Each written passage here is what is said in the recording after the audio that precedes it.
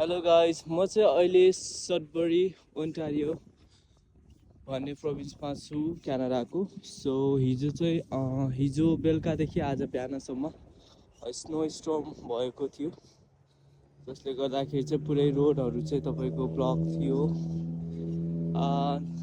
जसरी हामीले सुन्ने गरेका थियौँ 3वटा डब्लुको भर हुँदैन भनेर, जसमा एउटा डब्लु वेदर थियो र त्यो सायद तपाईँहरूले देख्न सक्नुहुन्छ। एकदमै गाह्रो कठिन छ यताको अवस्था। म चाहिँ अहिले कामबाट फर्किरहेको छु र चिसो पनि अति नै चिसो छ।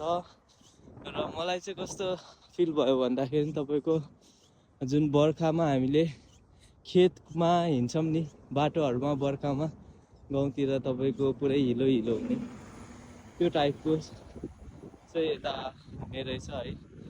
वेदर एकदमै वर्स कन्डिसन अहिले क्यानाडाको वेदर तपाईँको एकदमै नराम्रो हुने रहेछ। हुन त म यही सेप्टेम्बरमा आएको थिएँ र यही 5 महिना भयो, अब 4-5 महिनाको यसमा चाहिँ तपाईँको नोभेम्बरदेखि स्टार्ट भएको वेदर एकदमै बिग्रिँदै गएको अवस्था छ।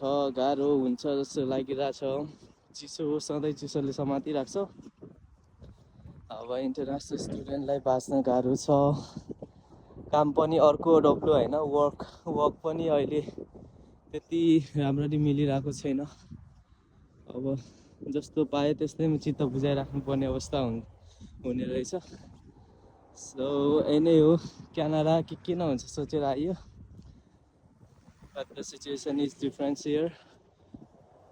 आउनुभन्दा अगाडि अलिकति सोचेरै आउनु होला। यो कुराहरूलाई पनि यस्तो हुन्छ भनेर एउटा अगाडि नै थाहा पाएर आउनुभयो भने तपाईँहरूको पछि यता आएर पछुताउनु पर्दैन।